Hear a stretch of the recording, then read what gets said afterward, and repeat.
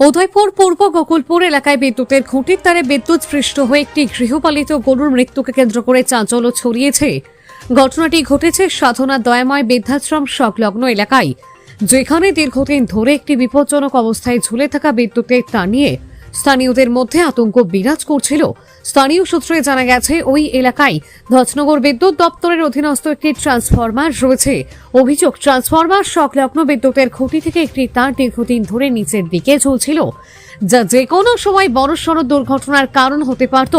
এদিন সেই আশঙ্কায় বাস্তবে পরিণত হয়, যখন একটি গৃহপালিত গরু তারের সংস্পর্শে এসে বিদ্যুৎস্পৃষ্ট হয়ে ঘটনাস্থলেই মারা যায়। ঘটনার পরপরই এলাকায় চাঞ্চল্য ছড়িয়ে পড়ে এবং ক্ষোভে ফেটে পড়েন স্থানীয় বাসিন্দারা।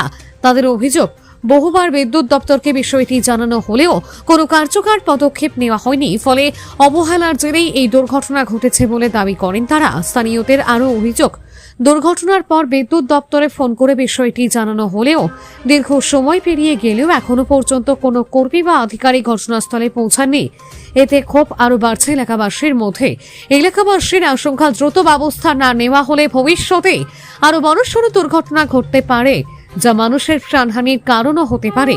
তাই অবিলম্বে ঝুলে থাকা বিদ্যুতের তার মেরামত এবং দায়িত্বে গাফিলতি করা ব্যক্তিদের বিরুদ্ধে কঠোর ব্যবস্থা নেওয়ার দাবি জানিয়েছেন তারা। ঘটনাটি ঘিরে ধজনগর বিদ্যুৎ দপ্তরের ভূমিকা নিয়ে প্রশ্ন উঠতে শুরু করেছে এবং প্রশাসনের তরফে দ্রুত হস্তক্ষেপের দাবি উঠছে বিভিন্ন মহল থেকে। উদয়পুর প্রতিনিধির রিপোর্ট, অধিকার বার্তা। আপনারা দেখছেন অধিকার বার্তা। ঘটনা হয়েছে সকালবেলা গরু আমি বাইন্দা গেছি কারেন্টের ট্রান্সমিটার থেকে আরও 20-25 মিটার দূরে। দড়ি অনেক লম্বা, মানে 4-5 হাত দড়ি লাগল পাইছে ট্রান্সমিটারের ফিলারটা।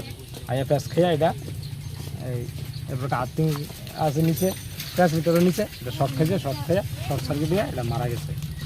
আচ্ছা, আপনারা কি দাবি করতেছেন? আর কি যে করুম, এখন এটা মরে আছে, এটা তো আর ফিরে পাবো না। এখন যদি গভর্নমেন্ট যদি কোনো সাহায্য করে, তাহলে কিছু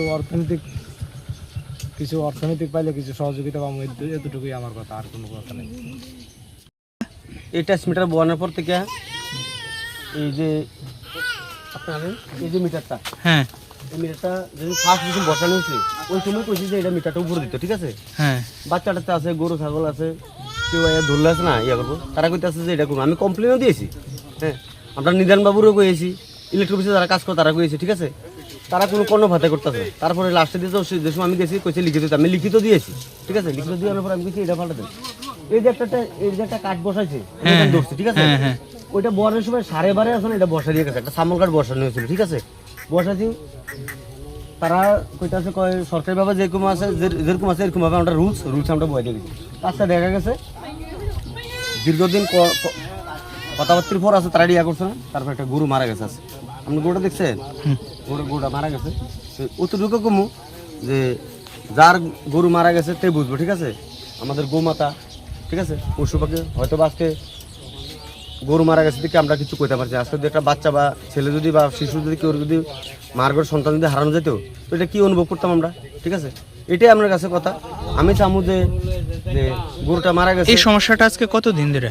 সমস্যাটা হয়ে যাবে মোটামুটি, এটা বসানোর পর থেকে সমস্যাটা, এটা বহুতবার তারা কওয়া হয়েছে, ডিপার্টমেন্টের বহুতবার কওয়া হয়েছে, ঠিক আছে? কত বছর ধরে? মোটামুটি 6-7 বছর হইব। তো এমন কালকে নাকি শুনতে পেলাম যে এখানে নাকি আগুন জ্বলতেছিল, অনেক বাড়িতে নাকি ইলেকট্রিক অফ করে রাখছে। আপনি কালকে না শুধু এটা মানে মাসে 10-12 দিন হয়ে আছে না, 10-12 দিন হইব এটার মধ্যে আগুন জ্বলে এই করে তারপর দিয়া এই যে গিফটি যে লেগে আছে না, যে লেগে আমরা বাড়ির থেকে আছে না ইলেকট্রিক অফিসে কয়বার ঘুম, বাড়ির থেকে আছে না আমরা পার্সোনাল ফেজ নিয়ে এসে আছে না, এলুমিনিয়াম তার হয়তো বা তামার তার তারালি রেখে দিয়ে আমরা সেটা ফেজ দিয়ে লাগাই দিয়ে দিই, ঠিক আছে? গতকালকে সমস্যা হয়েছে, আপনারা যেটা শুনছেন সঠিক শুনছেন, গতকালকে সমস্যা হয়েছে, 3 বার কারেন্ট আছে, আরেক বার কারেন্ট নাই, ঠিক আছে? আর কি কম কর ইলেকট্রিক বিলটা জানানো সত্য আছে না, তারা এটা কোনো ইয়ে কথা। আজকে যে গরুটা মারা গেছে, হ্যাঁ গরুটার ভাববো, কতটুকু আমার কথা।